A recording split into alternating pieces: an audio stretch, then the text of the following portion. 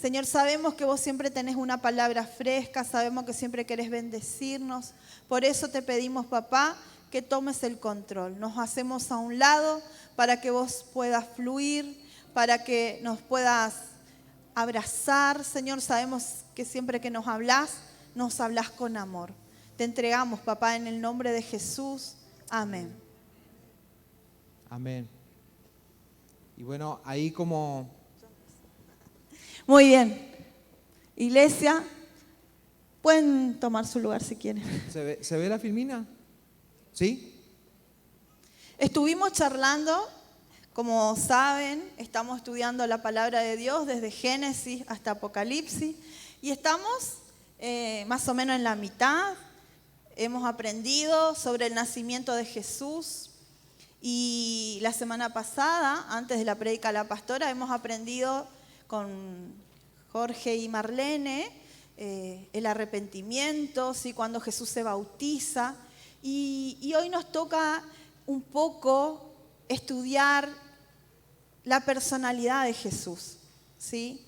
Y no sé si alguna vez te tocó conocer a alguna persona que sentiste de entrada que era algo especial, que tenía algo en su mirada, en su manera de moverse. No sé si alguna vez tuviste un encuentro así, una persona que te atrae con su presencia, que tiene un cierto magnetismo. Ese es el efecto que Jesús causaba en la gente cuando Él iba a las aldeas y cuando entraba en los hogares. Tremendo pensando en esto, porque por ahí cuando nosotros leemos la historia de Jesús, en la Biblia está como resumido, pero cuando uno se pone a pensar el contexto, cuando uno, no sé, con la mente empieza como un poco a tratar de pensar y meterse en ese momento, sucedían cosas extraordinarias cuando Jesús entraba a un lugar, ¿sí? Y desde el principio de su ministerio dice que quedó claro que a pesar de ser el hijo de un humilde carpintero de Nazaret, Él era alguien especial. Por eso nosotros le pusimos Jesús, una persona fuera de lo común. Y una de las cualidades que sobresalieron y llamaron la atención fue que Él enseñaba a la gente acerca de Dios, ¿sí?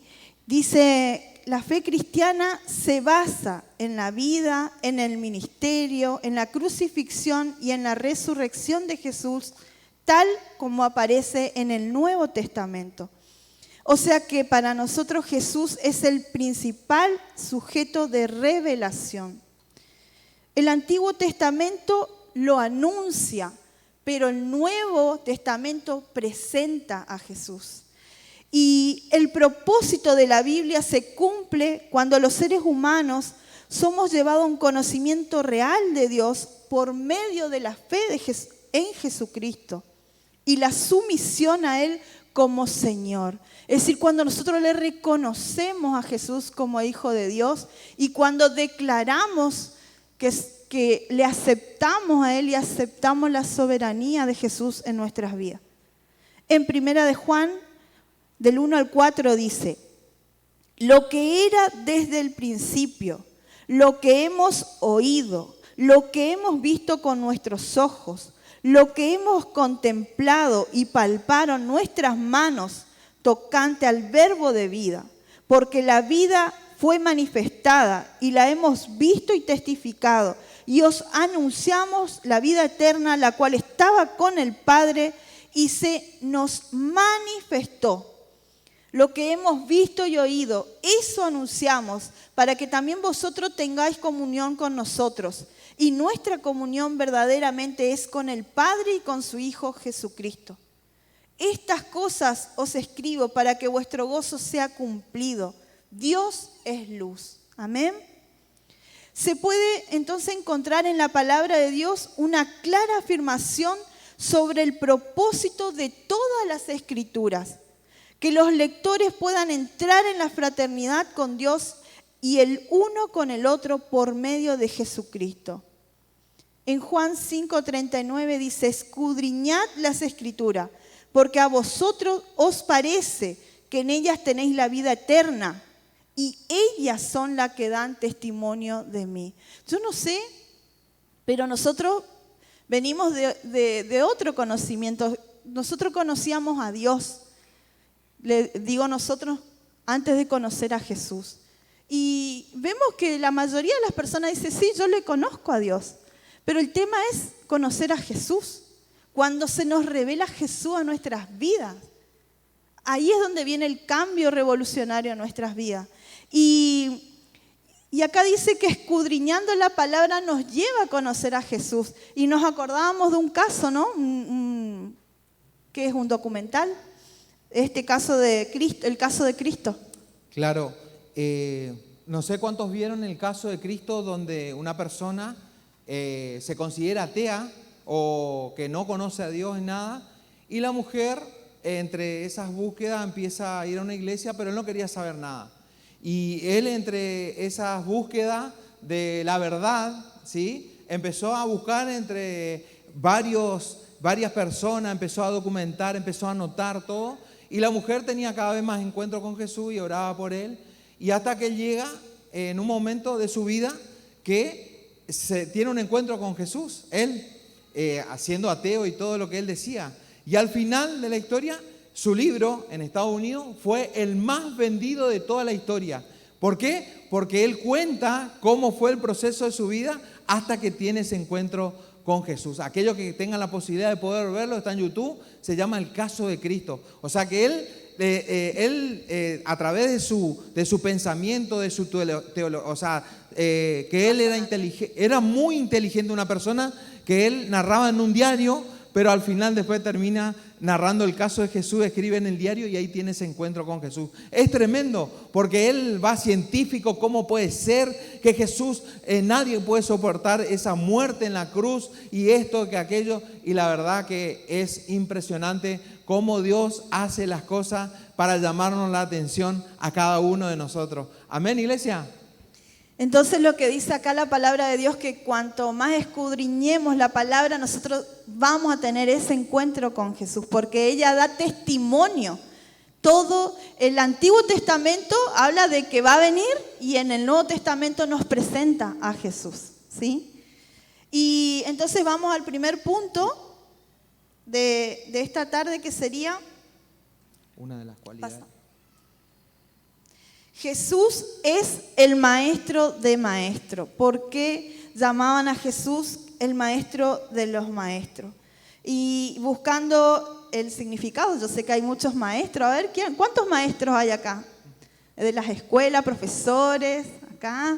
Bien, fíjense, dice, es la persona que enseña o forma, ¿sí? Especialmente aquella de la que se reciben enseñanzas muy valiosas. Este es un significado en el diccionario. Pero, ¿por qué a Jesús le llamaban el maestro de los maestros? Dice que la mayor parte de los judíos fieles estaban acostumbrados a ir al templo a escuchar a los rabíes y a leer el libro de la ley. O sea, imagínense que todos los domingos ustedes vengan a este lugar y yo abra el libro de Levítico, ¿sí?, y les empieza a decir cómo se tienen que vestir, cómo se tienen que cortar el cabello, cómo tienen que andar. Súper divertido, ¿no es cierto? ¿Qué dicen ustedes? Más o menos. Entonces, imagínense, esto sucedía y que uno empieza a dar las instrucciones detalladas de todo. Y pasa esto, ¿no? Dice, algunas personas consideran que la lectura, la escritura y la aritmética forman parte del conocimiento básico. No obstante, cuando Jesús irrumpe en la clase de historia, enseña la asignatura más importante de todas. Jesús revolucionó la manera de enseñar, ¿sí? Dice, en la primera parte de su ministerio, Jesús fue invitado a hablar en las sinagogas como maestro invitado. Pero posteriormente no se le menciona ninguna enseñanza en la sinagoga. O sea que le dejaron una sola vez y después ya no le permitieron más. ¿Por qué será?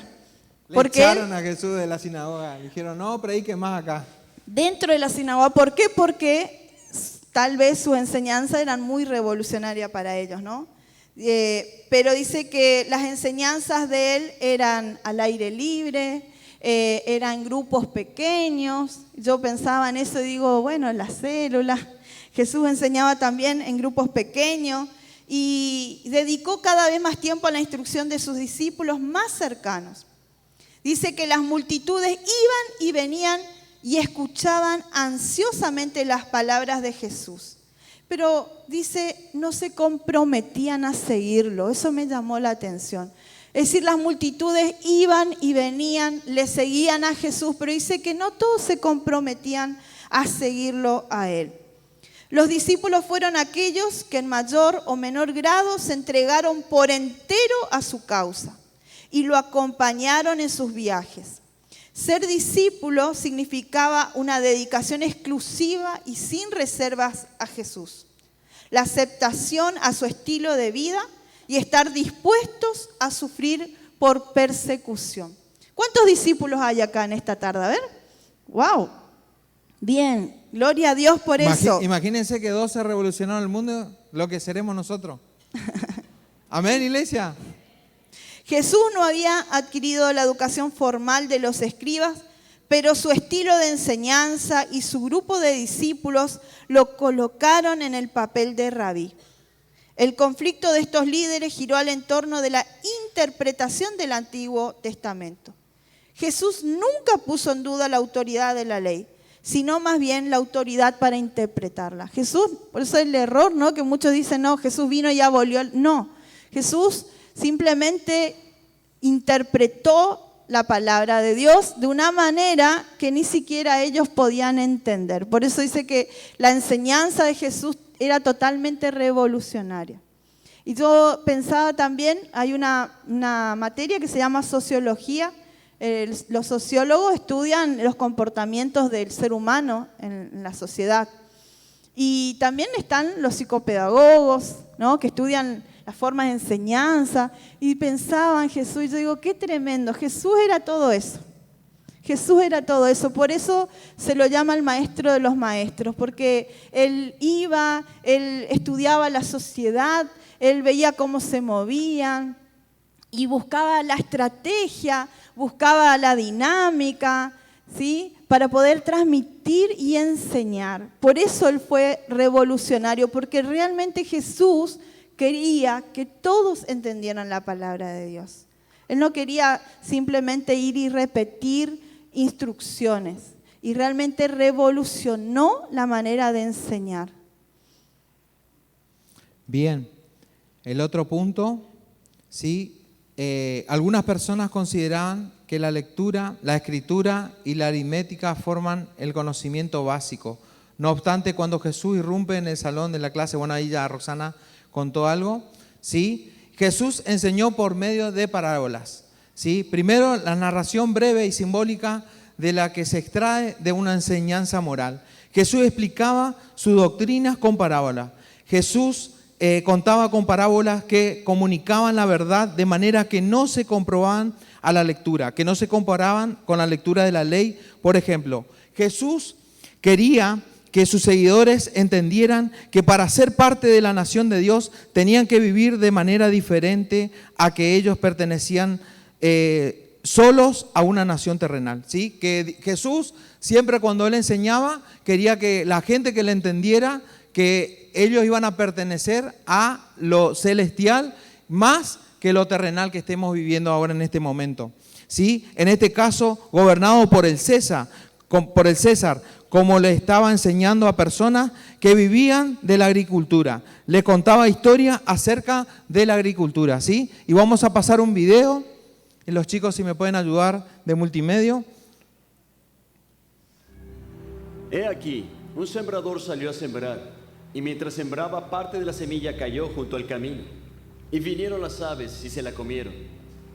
Y parte cayó en pedregales, donde no había mucha tierra, y brotó enseguida porque no tenía profundidad. Mas cuando salió el sol se quemó y se secó porque no tenía raíz. Y parte cayó entre espinos, y los espinos crecieron y la ahogaron. Y parte cayó en buena tierra, y dio fruto, cuál a 100, cuál a 60 y cuál a 30 por uno. Quien tiene oídos para oír, oiga. Bien, muchos conocemos este pasaje, ¿sí?, que se encuentra en Mateo, y ahí Jesús enseñaba las diferentes tierras que hay. Esa tierra somos nosotros, y que esa semilla que cae, hay diferentes semillas, y como escuchamos ahí, ¿sí?, si no eres sembrador, esta pequeña parábola puede parecerte confusa.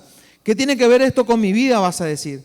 Gracias a los supermercados que vamos y buscamos el tomate, la lechuga para hacer las ensaladas, las diferentes verduras que hay en el supermercado, no vamos a sembrar, ¿sí? Pero para esta clase de huertas y esta clase de enseñanza con parábolas que hacía Jesús, a los israelitas sí, ellos sí, porque sabían la tierra, ellos sabían en qué época había que plantar, qué tierra era. Y muchos de acá, por ahí algunos saben, tienen huerta en su casa o por ahí tienen en algún lugar.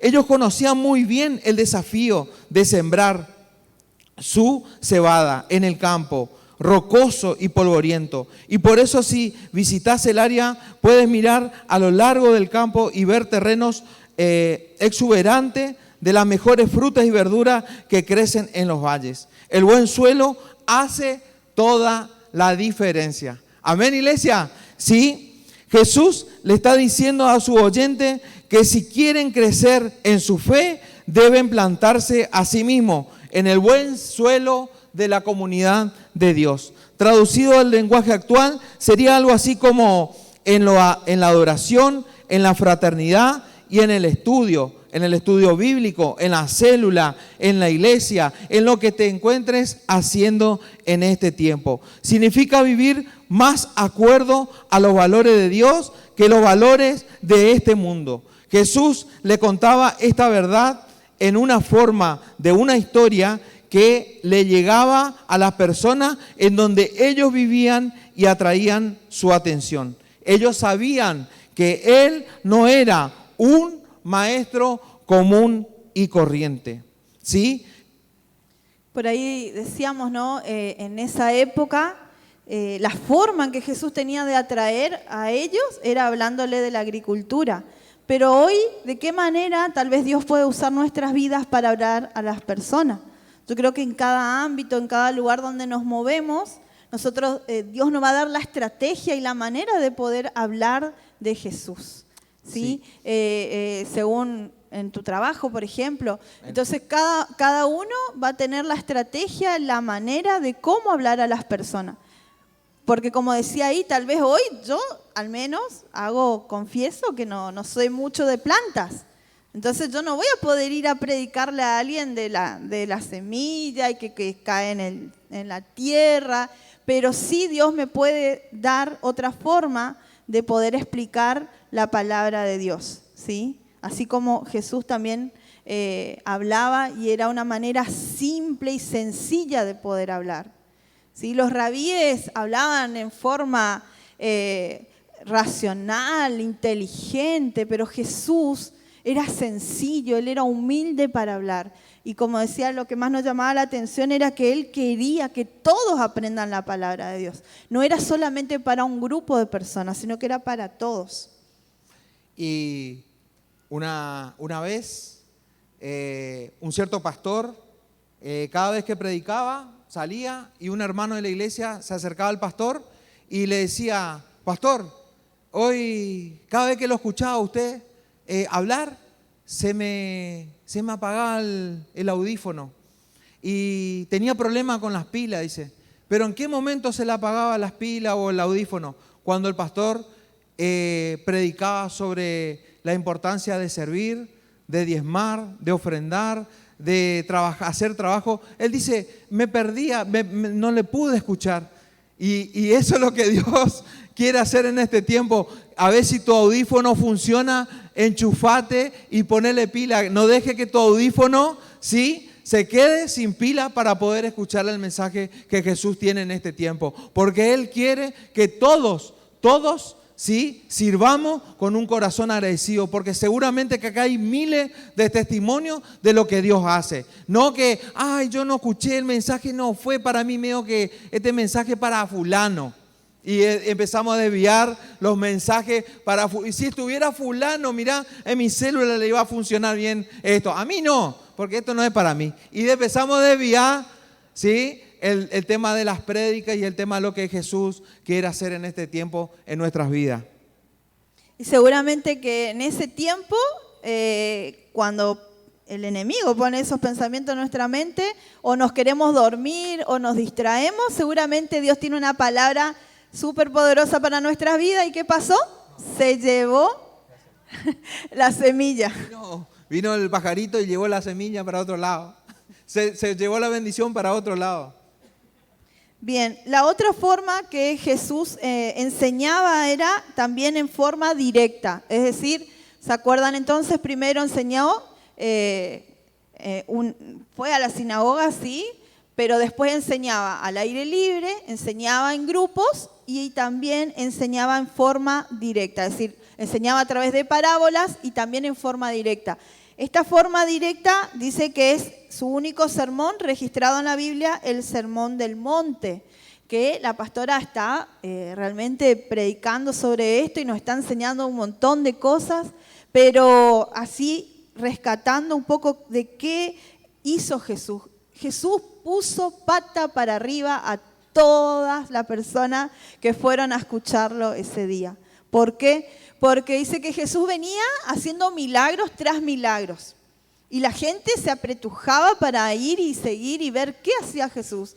Pero ese día, donde fueron muchísimos, era una gran multitud escuchando este sermón, Jesús larga una bomba, ¿sí? Dice, imagina la escena. Jesús acababa de hacer un milagro de sanidad. Las noticias corrieron a toda velocidad y multitudes de personas se reunieron para ver a este increíble maestro y tal vez aprender algo de él. Y Jesús se pone de pie y habla, y un silencio cae como un manto sobre la gente que está sentada a la ladera de una gran colina que formaba un anfiteatro natural cerca del mar de Galilea. Y yo estaba mirando unos videos que son más actuales y como que le muestra a Jesús un poco más así como nosotros. Y le mostraba a Jesús preparando el sermón y sus discípulos todos preparando el lugar y le decían, maestro, maestro, está viniendo mucha gente. Y Jesús estaba ahí orando y pensando y Dios le iba dictando lo que él tenía que decir en ese gran sermón. Y Mateo, mostraba en esa escena Mateo tomando nota de lo que Jesús Dios le iba diciendo a Jesús y Mateo tomando nota y Jesús preparando ese gran sermón. Multitudes se acercaron en ese momento. Y bueno, ahí le pedimos a los chicos un video, un poco viendo lo que fue ese acontecimiento del Sermón del Monte. Bienaventurados los pobres en espíritu, porque de ellos es el reino de los cielos. Bienaventurados los que lloran, porque ellos recibirán consolación. Bienaventurados los mansos, porque heredarán la tierra.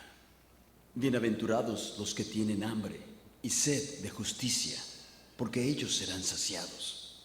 Bienaventurados los misericordiosos, porque ellos alcanzarán misericordia.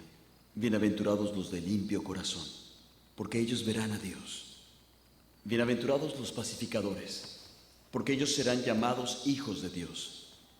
Bienaventurados los que padecen persecución por causa de la justicia, porque de ellos es el reino de los cielos. Bienaventurados sois cuando por mi causa os vituperen y os persigan, y digan toda clase de mal contra vosotros mintiendo. Gozaos y alegraos, porque vuestro galardón es grande en los cielos, pues así persiguieron a los profetas que fueron antes de vosotros. Vosotros sois la sal de la tierra, pero si la sal perdiere su sabor, ¿con qué será salada? No os sirve más para nada, sino para ser echada fuera y hollada por los hombres. Vosotros sois la luz del mundo. Una ciudad asentada sobre un monte no se puede esconder, ni se enciende una vela y se pone debajo de un almud, sino sobre el candelero, y alumbra a todos los que están en casa. Así alumbre vuestra luz delante de los hombres, para que vean vuestras buenas obras y glorifiquen al Padre que está en los cielos. ¿Quién es este que habla de esta manera?, decían. En algunas versiones dichosos se traduce como benditos, pero en la historia secundaria, ser pobre o humilde nunca se asocia con ser bendito o dichoso. Sin embargo, Jesús decía, dichoso. Nadie quiere llorar o ser perseguido. Y la pureza de corazón es para los mojigatos. Jesús está tratando de demostrar lo que es la vida en la historia primaria, es decir, lo fundamental. Quiere darles a ellos y a nosotros una visión de cómo el reino de Dios es diferente y cómo el carácter es más importante que las posesiones y las circunstancias. El reino de Dios que Él describe será un nuevo jardín, una visión restaurada del jardín que conocimos en el comienzo de la historia, al que Dios una vez más descenderá y donde visitará con todos los que creen en Él. Estas bendiciones a las que llamamos bienaventuranzas eran solamente una introducción, pero resultaba que era suficiente para que todos se dieran cuenta de que había algo extraordinario en este hombre llamado Jesús. Él desafió las prácticas de los líderes religiosos contemporáneos.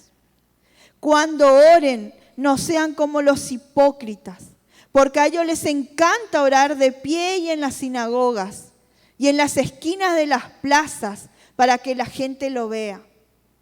Atacó el materialismo. No acumulen para sí tesoros en la tierra, más bien acumulen para sí tesoros en los cielos.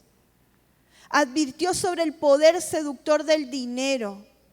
No se puede servir a la vez a Dios y a las riquezas. Y aún los preparó para combatir la ansiedad. ¿Quién de ustedes, por mucho que se preocupe, puede añadir una sola hora al curso de su vida? Por lo tanto, no se angustien por el mañana, el cual tendrá sus propios afanes. Cada día tiene ya sus problemas. Jesús quiere que sus seguidores vivan de tal manera que otros sean atraídos a ellos, así como era atraído a Jesús. Hagan brillar su luz delante de todos, para que ellos puedan ver las buenas obras de ustedes y alaben al Padre que está en el cielo.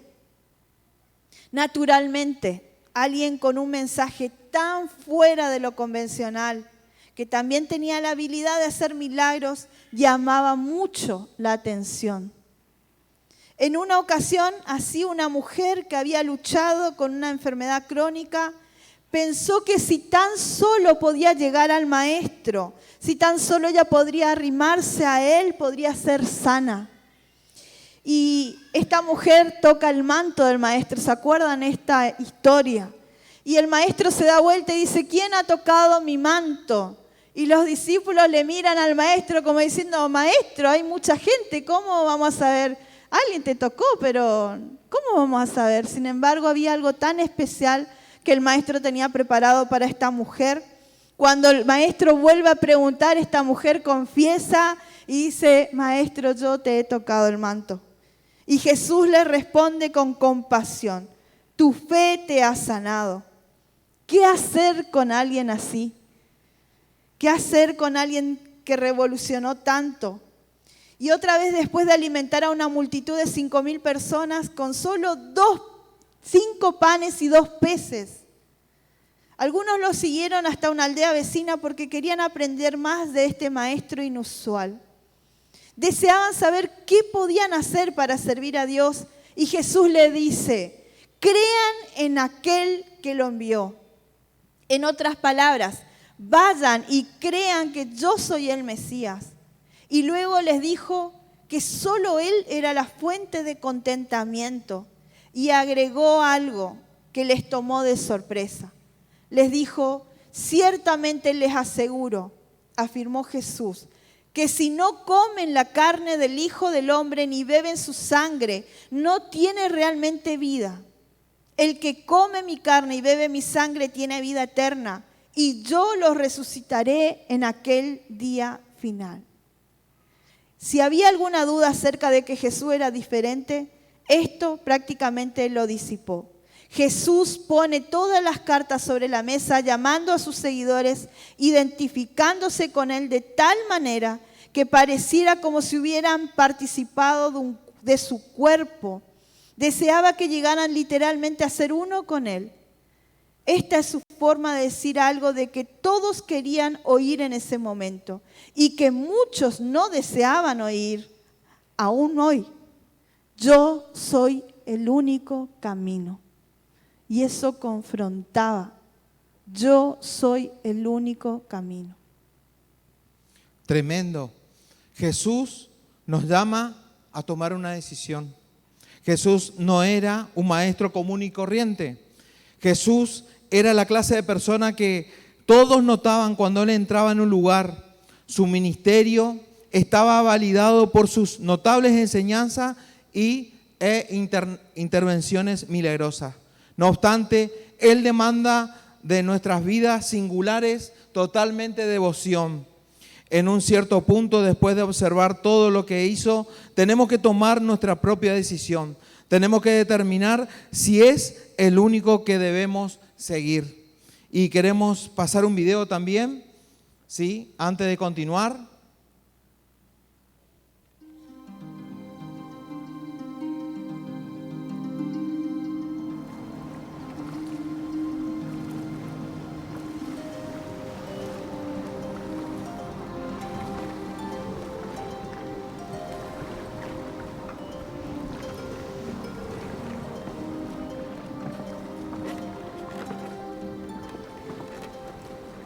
Tened ánimo, soy yo. No tengáis miedo.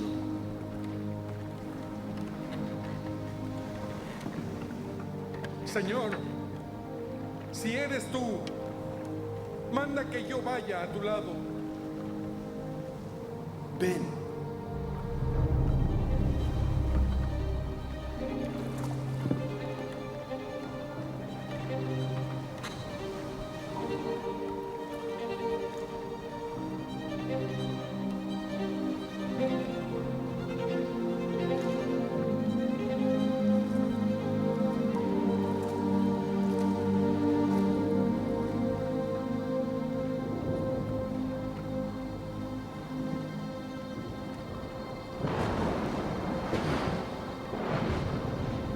Señor, sálvame.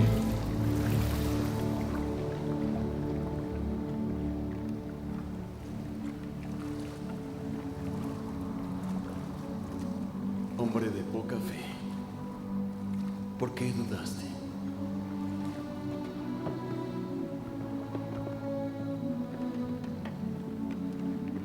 Verdaderamente, eres el Hijo de Dios.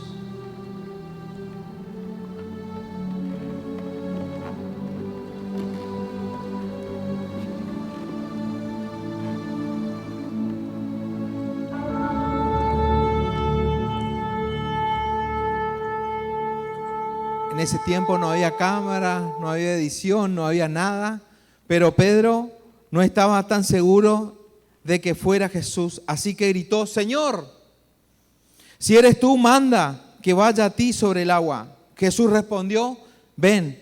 Así que Pedro salió de la barca y empezó a caminar hasta que miró hacia abajo y hacia los lados y empezó a hundirse. Jesús extendió su mano para salvarlo y luego lo reprendió por haber dudado. Mateo 14:31. Y al instante Jesús, extendiendo la mano, lo sostuvo y le dijo: hombre de poca fe, ¿por qué dudaste? Muchos comentaristas o personas, sí, eruditas, dirán y predican de que Jesús fue un hombre de poca fe. Pero en realidad te quiero decir que fue un hombre de mucha fe. Pedro, perdón. Me gusta cambiar los nombres, no sé por qué. Pedro fue un hombre de mucha fe, porque fue el único que se atrevió a decirle a Jesús que si era Él, que le manda a llamar, y Él iba. Ahora yo te digo, Pedro salió de la barca caminando y él se animó a salir de esa barca y puso, no voy a hacer porque me voy a caer, pero hombre de poca fe, ¿no? Tengo fe, pero le quiero demostrar que cuando Pedro salió de la barca, él fue el único. Y entonces los 11 que se quedaron en la barca, ¿qué fe tenían? Yo creo que no habrán tenido ninguna fe entonces. ¿Por qué se le da tanta leña a Pedro y no a los 11 que quedaron en la barca? Cuando Jesús te manda a salir de la barca es porque Él te quiere bendecir aún mayormente más. Él ya sabe todo lo que vas a hacer o lo que vas a hacer o la decisión que querés tomar. Pero te aseguro que la fe que estás teniendo en emprender eso, en estudiar, en casarte, si vas a ser la persona correcta, la fe que Dios está poniendo en tu vida tiene que ser algo extraordinario. Porque Jesús va a venir y va a irrumpir y te va a decir, bueno, este es el tiempo, pero las decisiones las tengo que tomar yo. Dios no va a tomar las decisiones por tu vida. Ahora te quiero decir que siempre cuando cuento esto, cuando tuve que salir de la barca y cuando Dios me estaba diciendo que deje Gendarmería, yo tuve que tener fe. Mi fe era más chico que el grano de mostaza. Era demasiado chico. Pero ¿saben qué? Cuando Dios me dijo de que Él me iba a sostener, de que Él me iba a proveer, de que cosas extraordinarias iban a suceder, por mi parte yo tuve que tomar una decisión. Ahora yo no sé qué decisión vos tenés que tomar en este tiempo. Yo no sé qué decisión vos tenés que enfrentar con Dios. Porque no es lo mismo pasar solo que pasar con Dios. Las decisiones que vos tenés que tomar te corresponden a vos, no a Dios. Porque la decisión que yo tuve que tomar cuando Dios me hablaba y me decía, deja, yo no te llamé para esto, yo te llamé para otro lugar. Yo estaba en Buenos Aires, entonces yo tuve que venir acá, pero yo tuve que salir de la barca, hermano. Hay tiempo que nosotros tenemos que tomar la decisión porque Dios no va a tomar la decisión por nosotros. Cuando Jesús y Pedro entraron a la barca, los discípulos le alabaron a Dios. ¿Sí? En verdad dijeron, eres el Hijo de Dios. Y ahí reconocieron todos, pero fue también por la fe de Pedro que él tomó la decisión de poder salir de la barca. No es suficiente con pensar de Jesús como un gran hombre.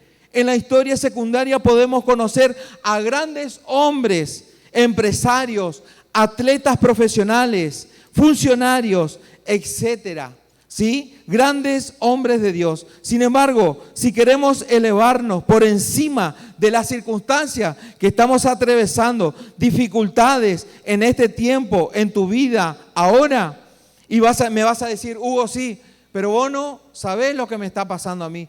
Yo no sé por lo que vos estás pasando, pero Dios sí sabe por lo que vos estás atravesando. Y te aseguro que si Dios está en ese asunto, te va a acompañar en cada momento de tu vida, en cada minuto y en cada segundo de tu vida. Él no te va a soltar, Él te va a acompañar, Él te va a acompañar cada paso que estés dando en este tiempo. Déjame decirte que debemos estar preparados para conocer a alguien, ¿sí?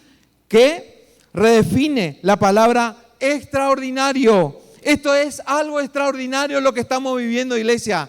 Esto es algo tremendo. Dios está haciendo algo nuevo. Jesús se está moviendo de manera milagrosa. No sé en qué área de tu vida necesitas que Él haga algo tremendo en tu vida. Tenemos que asumir el mismo compromiso que Jesús nos pide a todos los seguidores. Cree en aquel en quien el Padre ha enviado, ¿sí? Y ya le conté lo que me pasó con Gendarmería, porque eso es algo extraordinario que me pasó. Y estos 4 años, ¿sí? Quiero contarles que todavía no cierro mi testimonio, pero me volvieron a llamar en Gendarmería. Yo quiero darle toda la gloria a Dios, porque no me echaron, no porque sea bueno, sino porque Dios tiene un propósito todavía. Y eso únicamente Dios lo hace. Yo no sé por qué situación estás pasando, si perdiste tu empleo, si perdiste tu familia, si tus hijos se han retirados de la iglesia, no están yendo a célula. Lo único que nos queda a nosotros es orar y pedirle a papá Dios que Él tome el control de todo, no algunas cosas, porque Dios quiere hacer todas las cosas en nuestras vidas, como iglesia, como familia, como célula, como ministerio, en cualquier parte de tu vida. Amén, iglesia, dale un fuerte aplauso al Señor.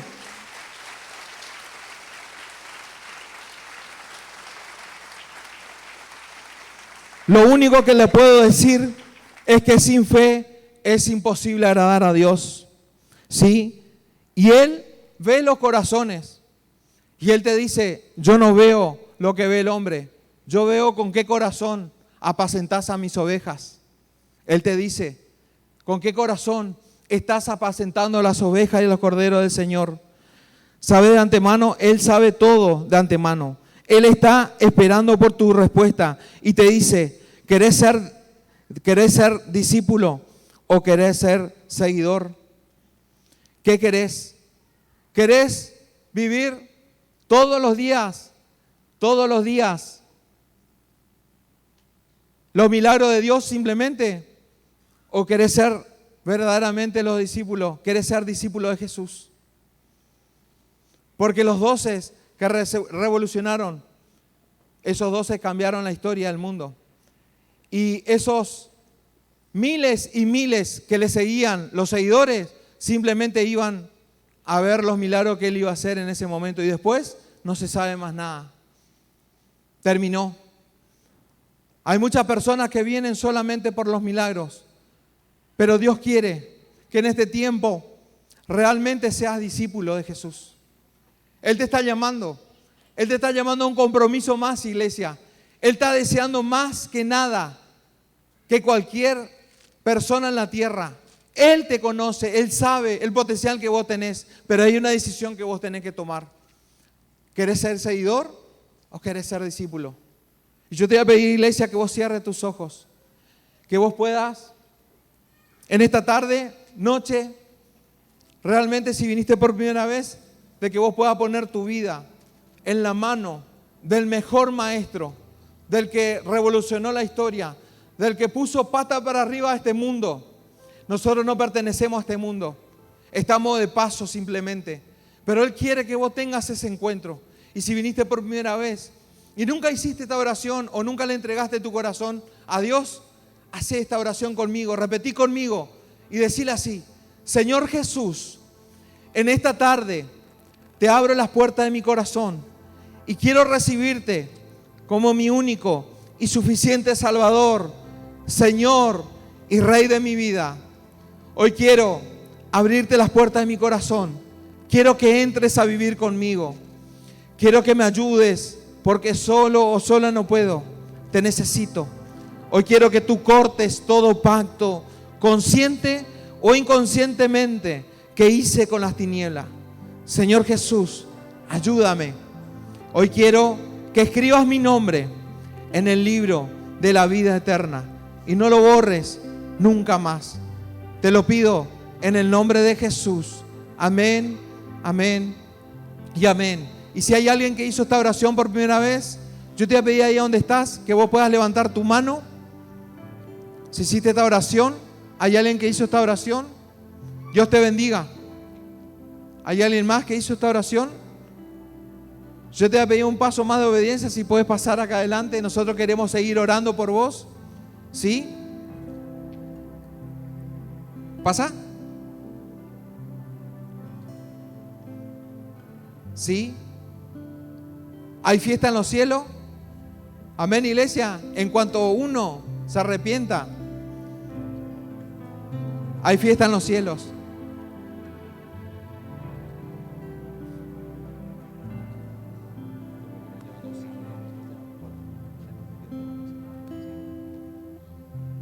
Amén, iglesia. Extende tus manos, vamos a orar por José. ¿Sí? Cerra tus ojos, José, y recibí el abrazo de papá Dios en este tiempo. Amada iglesia, oramos y bendecimos la vida de José. Amado Padre Celestial, queremos darte gracias por la vida de José. Gracias por este varón que hoy te está recibiendo a ti, Señor, en su corazón. Espíritu Santo de Dios, te pedimos en el nombre de Jesús que tú quites toda angustia, Señor, toda preocupación, todo, Señor, todo espíritu de abandono, rechazo que hicieron sobre su vida. Ahora, que tu Espíritu Santo quite toda angustia, toda aflicción, todo espíritu de muerte en el nombre de Jesús y dale soplo de vida. Ahora, que tu Espíritu Santo lo abrace, lo llene de tu paz. Tu palabra dice en el Salmo 4:8, en paz me acostaré y asimismo dormiré, porque solamente tú, Jehová, me hace vivir confiado. Espíritu Santo, haz la obra de la que estás empezando, la vas a ir perfeccionando hasta tu venida. Y gracias queremos darte, te lo entregamos en tus manos para que tú lo acompañes, para que tú, Señor, saque todas esas cosas que Él tiene en su pensamiento y que esa voz que Él dice que le habla, Señor, se retire en el nombre de Jesús, porque no tiene arte ni parte en su vida, porque Él a partir de ahora es tu hijo. Y damos gracias, papá, porque hay fiesta en los cielos, en el nombre del Padre, del Hijo y del Espíritu Santo. Amén, amén y amén. Dale un fuerte aplauso, iglesia.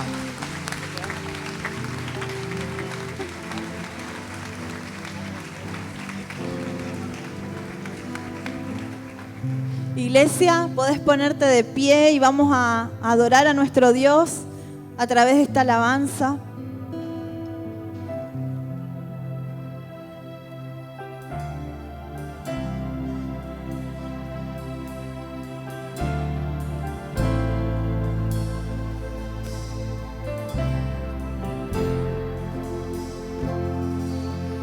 Dios de milagros,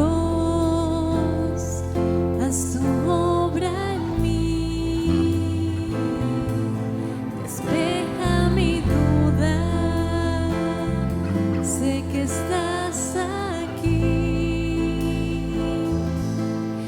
Dios de milagros, tú todo lo puedes.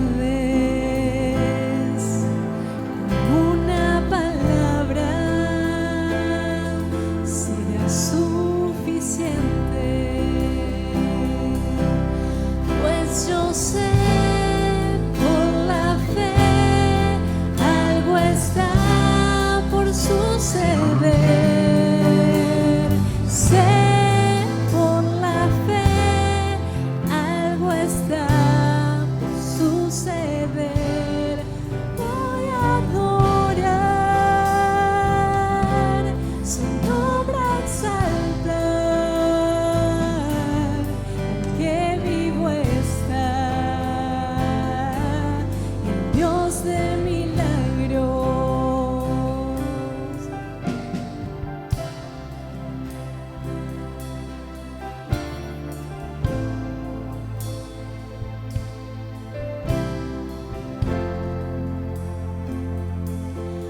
puedo sentir tu espíritu en mí, el mismo que a Cristo Jesús, pues yo sé por la fe, algo está por suceder. Sé por la fe, algo está por suceder. Voy a adorar, su nombre exaltar, el que vivo está, el Dios de milagros. Voy a adorar, su nombre exaltar, el que vivo está, el Dios de milagros. Y si bien la parábola del sembrador todos los conocemos, pero los discípulos luego se acercan al maestro y le preguntan por qué él hablaba a través de parábolas.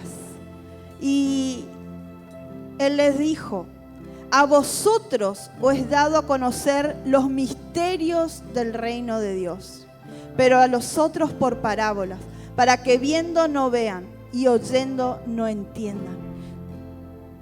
Jesús nos da a nosotros el poder ver.